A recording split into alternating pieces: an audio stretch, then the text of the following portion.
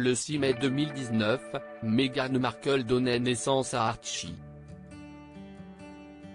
11 jours plus tard, sa naissance était déclarée. Seulement, le 5 juin de la même année, le prince Harry et son épouse ont modifié l'acte de l'état civil du petit garçon. Selon les informations publiées par le Mirror ce samedi 30 janvier, l'actrice aurait souhaité changer de nom puisqu'elle ne s'appellerait plus Rachel Meghan mais Son Altesse Royale la Duchesse de Sussex. Serait-ce un hommage à la princesse Diana?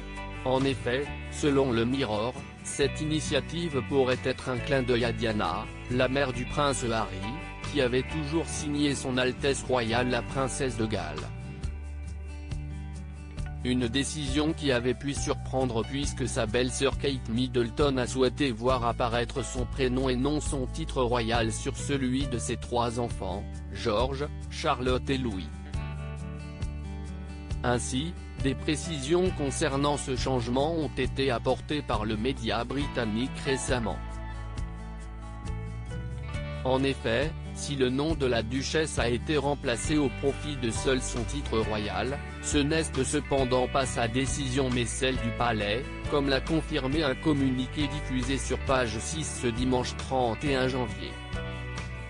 Le changement de nom sur ces documents publics de 2019 a été dicté par le palais. Ce n'était pas une demande de Meghan, la duchesse de Sussex ou du duc de Sussex, peut-on lire.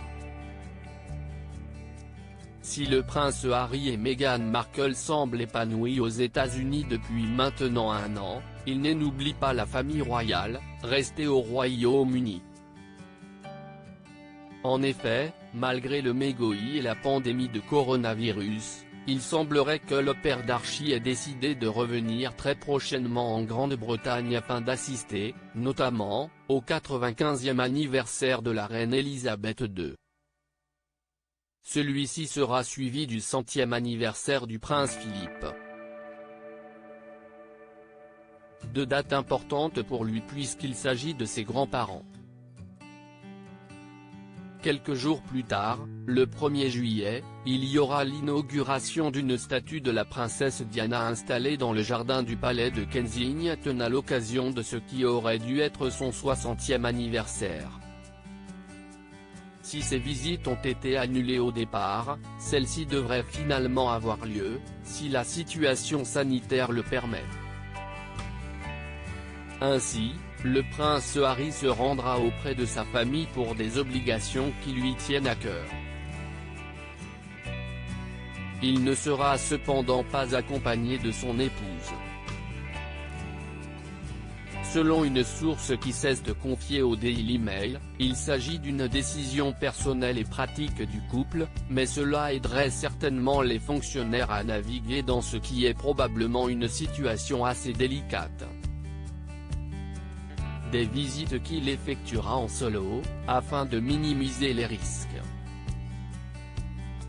Meghan Markle et le prince Harry, un couple critiqué très discret sur leur vie privée, le prince Harry et Meghan Markle sont néanmoins la cible de nombreuses critiques.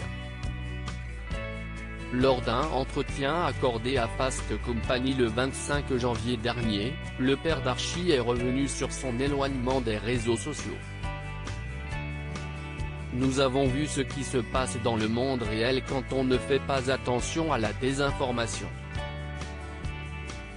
Il y a eu une véritable attaque contre la démocratie aux États-Unis, organisée sur les réseaux sociaux, par l'extrémisme violent, explique-t-il.